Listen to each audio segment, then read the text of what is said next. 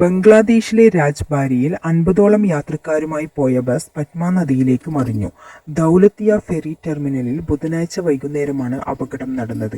ഫെറിയിലേക്ക് കയറുന്നതിനിടെ മറ്റൊരു യാനം തട്ടിയതിനെ തുടർന്ന് നിയന്ത്രണം വിട്ട ബസ് നദിയിലേക്ക് പതിക്കുകയായിരുന്നു. 23 പേർ മരിച്ചതായും നിരവധി പേരെ കാണാതായതായും ഔദ്യോഗിക റിപ്പോർട്ടുകൾ സൂചിപ്പിക്കുന്നു.